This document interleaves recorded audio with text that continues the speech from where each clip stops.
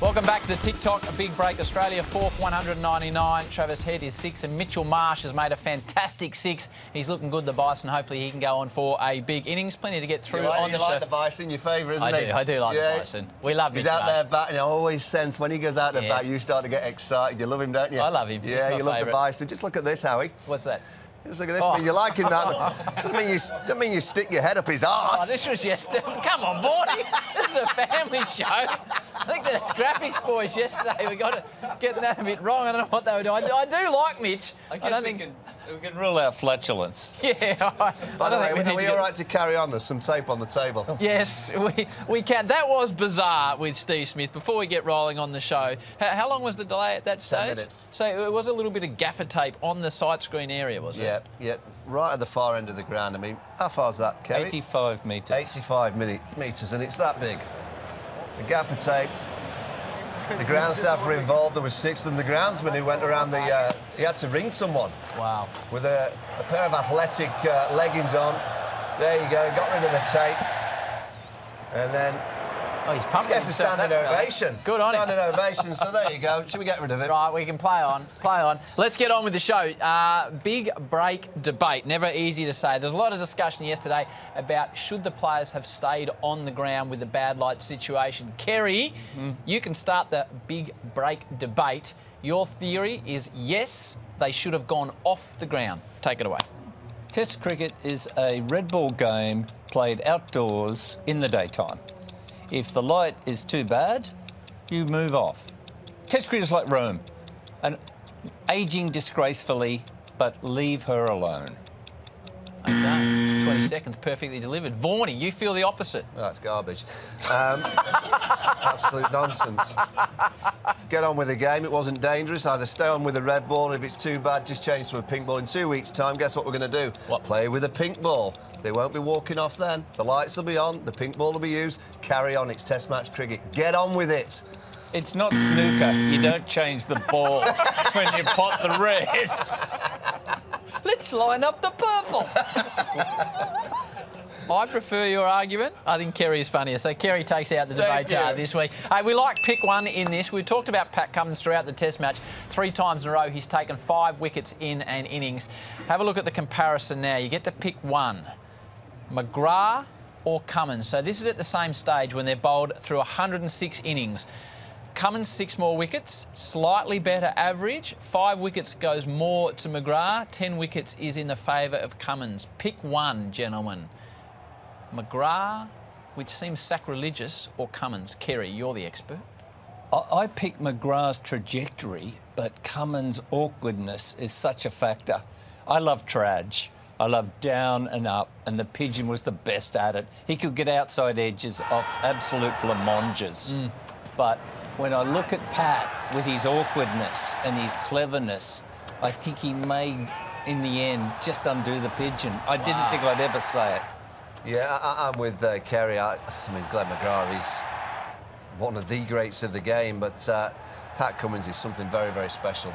And when you add into the fact that he's captain, when you add into the fact that he bats at number 8 and gets his team over the line many, many times in the last year or so, I'm just going Pat Cummins. Well, there's another headline for both of you. Sajid has made his impact on the Test match. He got David Warner in his final Test. And one of the great mows, I said to you yesterday in commentary, Kerry, looks like the old-fashioned picture of the strong man at the circus with that mow. So on this show, what are we going to do but show you great moustaches in cricket? And there's some beauties over the years. Many of them come from the Australians. Merv probably had the most recognisable one. Merv had a fantastic mow. I like Booney. Yeah, Booney is right up there, isn't it? That's punched away through mid-off to Looks like our cricket director, Matt Weiss. Yeah, he does a little bit. Oh, this is DK. DK on the final ball at the MCG. That is an elite moustache. Alan Border for mine is the best. It's the perfect one because we love AB. He'll be watching. Travis Head making a late move as well with a pretty good moustache. They're coming back in. Oh, that's Darwin too. That's the classiest one for me. That is. And he always used to stroke it. Look, just like that. When he used to bat, he used to just stroke it all day long. Yeah. You two, surprisingly, people wouldn't realise have had moustaches over the years. Kerry can't even remember when Kerry was rocking. That's a real sharp moustache. Narcos in there, Kerry. Hey, look at Vaughan. He's got the rig out. I like that one. one. I like that one. Nah, yesterday, I think a lot of people around the country were touched when in that studio next door we had Chloe and Bill Symonds, the children of Laura and Andrew Symonds, and we went immediately to Chloe. She melted our hearts when, well, on cricket, we always say the weather is going to clear up, stick around, but Chloe, she had different ideas. They're, of course, the children of Andrew and Laura. Chloe, firstly, can you give us a weather condition update? What do you think's happening out there? By the looks of it, it's not clearing up too well, so I don't think play is going to go through. Finally, some honesty, Chloe. We've been saying it's going to clear away. Finally, some honesty. So she absolutely nailed that. We sat here for 2.5 hours, Kerry, and said, yeah, it's going to clear, stick around. Chloe nailed it. And then Bill talked about the fact he had the opportunity to have a training session with Baba Azam. Tell us about who you had a hit with and what did you learn? So I had a hit with Baba Azam, and great guy. And he was telling me about my front foot, how it needed to be straight, because mine was slanted and needed to be straight. What we didn't see yesterday is vision of that training session. These are beautiful scenes with Bill meeting the Pakistan team and then got to have a hit with Baba out in the middle and got some coaching. A lot of people contacted us about this at Fox Cricket. It was tough to watch and beautiful to watch all at the same time, Skull. It's every parent's dream to raise your children with that sort of naturalness. Yeah. And Laura and Andrew have done that. I'm not even their parent and I'm proud of those kids. How much Andrew would be proud of those two, and their mother, of course. Fantastic. Yeah, thanks to Laura for bringing the kids in. It gave us all a lift on Fox Cricket. Now, Harsh has been keeping me across the Indian situation there in South Africa. We can have a look at the scorecard, I think, first. An extraordinary game. India won by 7 wickets. The series was drawn at 1-1, 55, 153, 176, and Jaiswal came out and got the job done. They got that done in about 12 overs, I think. They're 3 for 80. As far as the number of deliveries bowled, the shortest test in the history of Test cricket. How do we feel about a Test match like this? Well, first of all, just look at some of these dismissals. It's just poor batting. There's a bit there for the bowler. Clearly, there's a little bit. That's a nice drive down the ground. So it can't be that bad a wicket when you're seeing shots like that. You know, I just think we're in an era when the ball moves laterally. You know, the batters are so used to playing the white ball and throwing their hands at the ball. So when the ball moves laterally in this here, they continue to throw the hands at the ball. And guess what happens? It was a snicking week in Cape Town. What did you think, Kerry? Because I was watching some of it. I couldn't turn it off because it was captivating, yet I only got a day and a half, 2 days of it. Defensive techniques have been in decline for some time, and you get that sort of test when it's played on a pitch with a little bit of sideways. Nobody can block anymore because blocking is so passé. You had to block in that game. Markram, I know he threw the bat, but he was the standard. Why? Because his whole game is based around a rock-solid defensive platform. He was the key. Ravi Shastri had some strong comments, shall we say, on day one, but he had these comments to say about a 2-match series. If any country asks India to play a 2-match Test series, India should say no. It is a waste of time. It seems strange, 2-match series, and you know, 1-1, everyone wants the 3rd Test. It's going to be a beauty, and it's not on the calendar. Yeah, I mean, South Africa had 2 Tests all summer. Yeah. Just pulled out a 2-Test tour to New Zealand. Look, things are changing in Test match cricket. We've all had our strong debates about the Test game, but something needs to happen quite quickly because if we're not careful, and we've all spoken about it, in our lifetime, Test match cricket might become like the Ryder Cup. England just play Australia every 2 years. That cannot happen. Certainly can't. Slow over rates are always a concern, Kerry. I know this is your bugbear. We have the solution on the TikTok big break. This is a chap who's he's going from fine leg down to fine leg, and the over rates are slowing down, Kerry. So thanks to TikTok, he just jumped on his bike and went from fine leg at one end to fine leg on the other. I support this type of clear thinking in a game that's often muddled. I agree with that. Doug Walters did that in a Test match. Ian Chappell punished him for some lateness, and he rode a bike from fine leg to fine leg. Yeah. That is outstanding. That's a great way to solve the over rates. Sammy Ayub, not too far before the break, he was chasing the ball, and he was fantastic in the field. He saved runs all over the place. Took a very, very nasty divot. Oh, that could have been a posterior medial. That could have been terrible. But the immediate thought, Vaughan, he was a bloke that you know very well, famously a similar incident, and we said it on radio and TV at the time. Your great mate Simon Jones. Yeah, 2002 in that first test at the Gabba. That was Simon Jones. Very similar to what we saw this morning, but Simon wasn't fortunate back in 2002. He came back, he got back into the side, and you all know the impact that he had in 2005. Then he got injured actually at Trent Bridge. It was the test match where Ricky Ponting had a bit of a set to with Duncan Fletcher about us using a substitute fielder. Simon never played for England again. Right. He would have got 300 or 400 test match wickets. He was that good. He bowled 90 miles an hour, reverse swinger. He was a brilliant bowler. Injury cut short his career. Many talents at the Fox cricket crew. Brett Lee last night on the mic speaking Hindi. निकाल Brett Lee है आप कैसे हो मैं ठीक हूँ thank you ना मैं हिंदी थोड़ा थोड़ा आपसे मिलकर खुशी हुई धन्यवाद your Hindi is too good mate. That was great stuff from Brett with Nikhil Chowdhury. And then Usman Khawaja, obviously born in Pakistan, moved to Australia as a young man, the national language in Pakistan being Urdu. Uzi was right amongst it with the Pakistanis yesterday afternoon. Oh my goodness, that was too close. That was too close. Spin नहीं होगा अब ये भी कह रही थी spin नहीं होगी उसमें फिर भी शॉट नहीं मारा इंशाल्लाह माशाल्लाह अल्हम्दुलिल्लाह back to back twos. That's enough. No more twos. Uzi was speaking Urdu to the Fox Cricket launch, the crowd out in the western in the suburbs in Parramatta, and they were eating out of his hand. So I put it to you two. We are disappointing in this country, Kerry, that we typically only speak English, but I know you're a man of the continent, Michaels. How many other languages can you speak? Oh, at least 6. 6? Yep. What are you going to give us? Well, a little bit of French. Le cricket est à l'huile une bola rosée. Which means? Si lumière est mauvais. What does that mean? When the bad light comes, you use a pink ball. You didn't exactly sound like Macron, but you had a fair crack at it. All right, Skull, now you're a man that's travelled the planet. How many languages do you speak?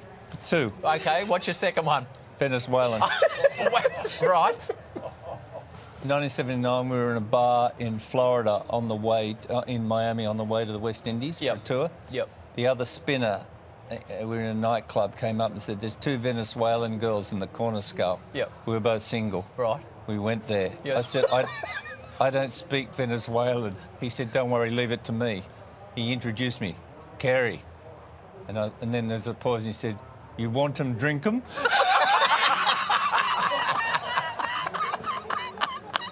That was as good a Venezuelan as I heard. And they nodded.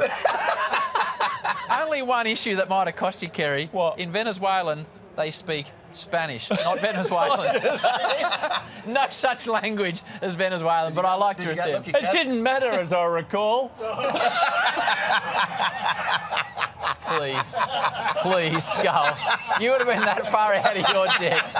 That far out of your depth. Euro Cricket League overnight. Now, before we roll this clip, obviously, if you are outside the boundary and touch the ball, it is a boundary. Now, look at the efforts here to stop the boundary. The ball actually stops, so it's not going to be 4. At that point, Vaughan, he explained the rules. As he touches at that point... Well, he's done all the work, and then he goes over the rope with his body. You're just not allowed to touch the ball if your body's over the rope. So, brilliant work to start with, and he forgot the rules. You're kidding yourself with the Venezuelans. Was that... This is further Euro League. Some of the highlights you've seen over the years. That's not good. Good hair, though. I haven't seen these privates. Oh, no, you can't do that. It's all right. He's mopped up. He's got it back in. Yeah, there's more going off. Here we go. Here's a run-out chance. That's all right. They'll get him back on the second time. He's gone to the other end. He's got him this time. Oh, no. Oh, he's got pushed off a 3. Come on. Is that a bit of snow by the side of the pitch? I don't know. They should ban bongs at afternoon tea. What's wrong with a cheese and lettuce sandwich? OK, we often have a debate on this show about what is better. You're a good man from the middle or the north of England, Manchester way. You're a very proud Australian. So we have the battle of the bands. Choose the winner. We are starting AC/DC, one of the great Australian bands. You love Sydney in this part of the world. Kerry, so we've got AC/DC versus the Beatles. Oh, there you go. I mean, Bon Scott, name me a better rock singer. Oh, wait. oh, come on. there's not even a comparison here. The Beatles, Hey Jude. Hey Jude pretty much gets sung around every sporting arena in the world. AC/DC, give us a breather. Okay. Bon Scott v Ringo Starr singing. Oh, hello. What about a couple of Ringo's massive, following on. couple of bands? Michael Hutchence when he was up front for In Excess, Kirk Pengilly and the crew there, one of the great rock bands, or the Gallagher Boys. The Gallagher Oasis. Boys, yeah, very similar to the War Brothers. In what way? Well, just very similar. What do you think, Skull? Who's winning there? Michael Hutchence, Paul Kylie Minogue. I'll wait. Okay. You know it's 1 Good point. p.m, not 1 a.m. when this show's Oh, going is to it Kerry. 1? Oh, sorry. Stevie Wright and the Stone Roses, a couple of very, very popular bands here. This is going a little bit old school with Yeah. Stevie Wright, and then the Stone Roses obviously have had hits left, right and centre. What are you thinking here, Skull? I used to drink with Stevie Wright at the Mariners Bar in 1969 with Ward Pally Austin. Wow. Good egg. Right. Wait a minute, where's he born? Leeds? Oh, no. Well, that's hurt the argument. Time for our favourite segment. It's only run once on this show, but it is called... It's a fresh of breath air, really. It's a fresh of breath air, really. A fresh of breath air, really. A fresh of breath air, really. Too many negatives in the world of modern media, especially around cricket. So just a couple of points from you that you're positive or that you're happy about at the moment. What's making you happy, Vaughnie? Just the day's play. Day's play? Day's play. Pakistan are back in it, so that's making me very happy. Good test match. Watching Roy Symonds' kids on loop, the freshness, the honesty and the fact that the mother is raising them as Andrew would like. Yeah, That'll do me. That's a great call. We're going to take a break here. You're going to get shuffled out. We're replacing one of the great laughs in world sport by one of the other great laughs in world sport because the Bozza has just wandered in. Mark Bosnich, cricket fan, goalkeeper extraordinaire, joins us next on the TikTok Big Break. Does he One of talk the great men. Venezuelan? I don't know. No one I don't know, speaks but Venezuelan. Mitch, get us to the break. I bet you he's met those two birds. Get us off.